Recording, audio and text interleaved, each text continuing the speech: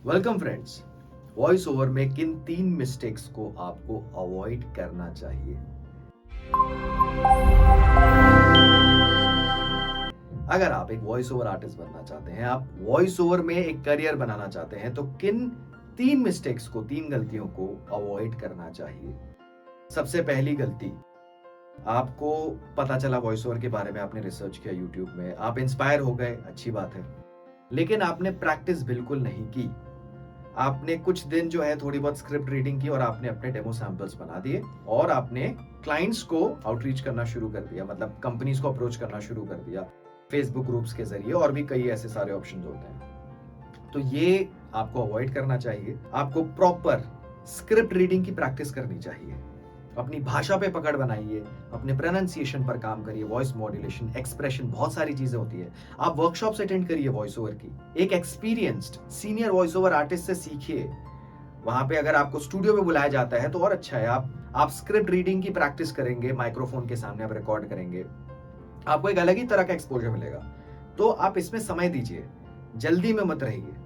तो script reading की practice होनी चाहिए, काफी महीनों तक प्रैक्टिस करिए आप।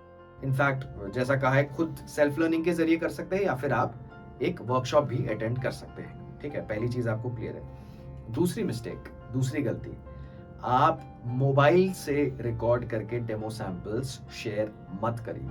अगर आप अच्छे खासे लेवल पर काम करना चाहते हैं, अगर आप चाहते हैं आप ब्रांड्स के लिए, जैसे टीवी कमर्शियल्स, रेडियो कमर्शियल्स या एक्सप्लेनर वीडियोस, प्रमोशनल वीडियोस के लिए अगर आप वॉइस ओवर देना चाहते हैं, आप चाहते हैं कि आपको इस जॉनरा में काम मिले और अच्छी अच्छी कंपनीज के जरिए काम मिले, बड़ी कंपनीज के जरिए काम मिले, तो आप मोबाइल से डेमो सैंपल्स ना बनाएं। आप इन्वेस्ट करिए, एक माइक्रोफोन परचेज करिए, अपना एक होम सेटअप बनाइए, या फिर शुरुआत में आप स्टूडियो भी हायर कर सकते हैं। जो भी आपके घर के पास स्टूडियो हो वहां जा सकते हैं, साउंड इंजीनियर से बात कर सकते हैं, वहां पे जाके आप अपने डेमो सैंपल्स प्रिपेयर करिए। और जो भी आपके पास प्रोजेक्ट आता है तो अगेन आप स्टूडियो हायर कर सकते हो। आप क्लाइंट को बता सकते हैं कि आप स्टूडियो के जरिए रिकॉर्ड करते हैं, आप स्टूडियो हायर करते हैं इसके लिए, तो इसके लिए आपको एडवांस भी लेना पड़ेगा। जैसे आपने एडवांस लिया, आपने स्टूडियो हायर किया, आपने रिकॉर्ड किया, डिलीवर कर दिया, अप्रूव हो गया, सारी पेमेंट मिल गई, इसमें आपकी कोई रिस्क नहीं है।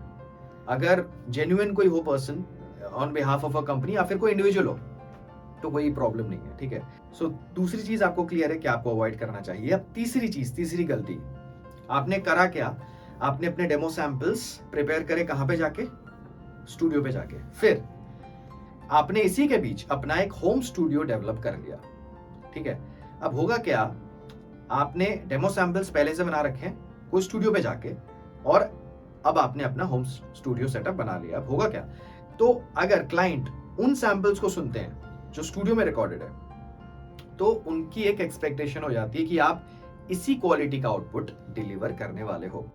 अब आपका होम सेटअप है, आपने माइक्रोफोन परचेज करा हुआ है, ठीक है, लेकिन स्टूडियो के आउटपुट में और आपके घर के आउटपुट में डिफरेंस होगा। आपकी आवाज तो सेम ही है, लेकिन हो सकता है जो स्टूडियो हो, जो पूरी तरह से, और इसके अलावा साउंड इंजीनियर ने अलग मिक्सिंग करके, इफेक्ट्स डाल के उन सैंपल्स को प्रिपेयर करा हो, उसमें और आपके खुद के एडिट किए गए आउटपुट में डिफरेंस हो सकता है। तो अगर आप ऐसा करते हैं तो क्लाइंट के पास अगर जो फाइनल आउटपुट जाएगा तो they might feel cheated also. ठीक है, तो इस चीज को आप अवॉइड करिए। आपको क्लियर है? आप डेमो सैंपल्स वहीं से प्रिपेयर करिए जहां से आप आउटपुट को डिलीवर करने वाले हैं। अगर आपने होम सेटअप बना लिया है तो आप दोबारा नए डेमो सैंपल्स बनाएं।